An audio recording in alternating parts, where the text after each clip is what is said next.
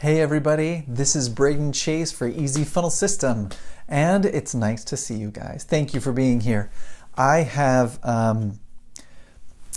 been struggling a little bit with trying to find new clients, right? So I have clients, I'm working on different things, but it's not as good as I want. So I've been looking around at ways to improve and to do better at this, right? And so I've been reading books. I've had a couple of courses that I've watched and listened to. I just went to a big marketing conference called Funnel Hacking Live. Made a bunch of cool contacts there. It was helpful for me. Way helpful. Highly recommended.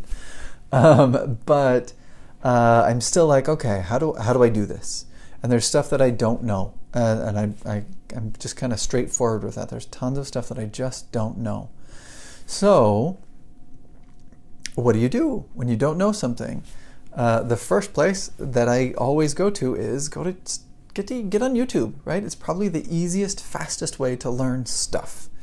One of the problems with YouTube, though, is that you're like, is this right? Right? Because anybody can put up anything they want there, right? And you don't know, is this good? Is this bad? Right? It's kind of scary sometimes. So I try and find places that actually have good information. And one of the places that I like to go is something called Funnel Hacker TV. And it's kind of the community that I belong to, which is digital marketers who help other companies grow, right? The people inside of the funnel hackers, right? This term that we call ourselves. We are people we are digital marketers who are trying to help companies serve their customers, right? I'm not just trying to build more ads.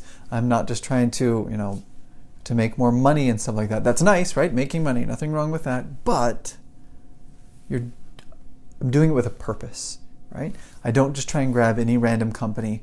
I don't just try and, convince people or manipulate people into trying to, buy my services because it's important, right? That's not the point. Find a company that has a really good service that's actually making the world better in some way. Those are the people that I go help, right? Those are the people who will benefit most from my services, and I'll be able to help them inside of their business grow and serve people better and improve lives, right? I mean, that's the goal here. It's very fun. So one of the tools, not tools. So on this Funnel Hacking Live video, I'm looking at different things, and one of the things that I thought was really valuable from me, and is the kind of the tip I wanted to share with you guys as I'm searching, right, to figure out ways to find clients, is this guy, and he tells a story. He's also a digital marketer, and he's like, okay, I love this stuff. I love the science of marketing. I've been a digital marketer for 10 years, I don't remember how long, but a long time, and I have these clients and these clients and these clients, and it was so cool. But when I first started, it was so hard because I would go in and with these clients, I'd sit down in their office and I explain, I'm going to do this, I'm going to do this, I'm going to do this, and then they'll add these things, and this does this, and this is how these things work. I have your value ladder and your follow-up sequence and a soap opera thing and a Seinfeld emails, and your funnel connects to this page and it does this different things. And he goes, I remember specifically turning and looking at one of the attorneys in the room and just seeing this absolute look of bewilderment on his face. He had no idea what was going on. And this is a smart guy, right? And I'm like, wow, I need to change how I talk about this. I need to change my words so that he can understand. Because the concepts are not that hard, but the way I'm talking about it is too hard. So he said, I stepped back and I thought a little bit, so I started to change my wording. And when I changed my wording into a more a normal, easier way, a typical way of communicating these ideas, suddenly people are like, oh, hey, that's a good idea. Oh, hey, I understand. Oh, hey, let's do business together. And things started moving forward. And so for me, as I watched that, I'm like, oh, that's brilliant. I do that too. I need to simplify my language. I need to talk more directly, right? So, and I think that for you guys, as course creators, as business owners, as people who are trying to, support yourselves, support your families, but also help other people, right? That's why you have a business, because you're trying to sell something, you're trying to provide a service for somebody or whatever. Be very careful about the kinds of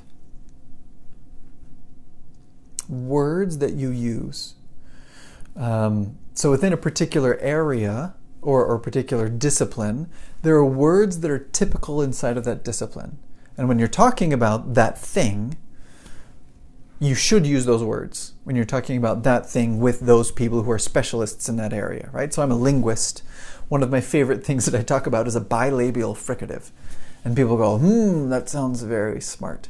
But if I say that to a linguist, they kind of chuckle because a bilabial fricative is, that's a bilabial fricative. But if I say that, right, to somebody who's not a linguist, they go, you're very smart, right? Okay, yes, I can trust you because you're smart. And a lot of digital marketers and course creators and business owners, we kind of do the same thing. We use these really big words or jargon that's true and good inside of our business, but then we try and use it outside of our business and we have problems. And we have people go, wait, what? That doesn't make sense. Or, we try and use the word to sound impressive, which is kind of what I was doing, and people were impressed. But once they figured out what I was saying, they're like, oh, you're dumb, right? And they didn't like me anymore. Okay, so there's a backfire. If you try and sound smarter than you really need to be, then once people figure out what you're talking about, then your status in their eyes drops. And you don't want that, right? You want status to go up. You want them to respect you and to trust you so that you can do business with them. You can help them, they can help you, right? This process. So this guy gave me some tips as I was watching this video. He said, so for digital marketing, we talk about traffic, and we talk about conversions, and we talk about opt-in funnels, and we talk about squeeze pages, and we talk about challenge funnels, and we talk about all these different things. And it's like, what are we talking about? He's like, so I simplified it, and we do attract your customer, develop the relationship, and then nurture that relationship over time. Oh, that makes sense. Those are normal words. So my challenge for you guys tonight is to think about your customers and the way that you talk with them. And how can you simplify that language so that they can go, oh yeah, that makes sense. And then once they understand what's going on, now you can start using your jargon and your special terms because everybody understands each other and we're all excited and happy, right? And it's great. But until you get to that level where everybody understands each other, keep that language simple. Keep it as simple as you can because it just makes everything easier, right? It makes your selling easier, it makes your teaching easier, it makes your relationships easier because everybody understands everybody. Okay, so that's kind of my tip. Simplify your language and you will see dramatic increases in the quality of your relationships with your family and probably with your customers too, right? And with your customers as well. And with your business, with your brand and everything that you're working on. Okay guys, thank you very much. Have a good night and I will talk to you another day. Bye.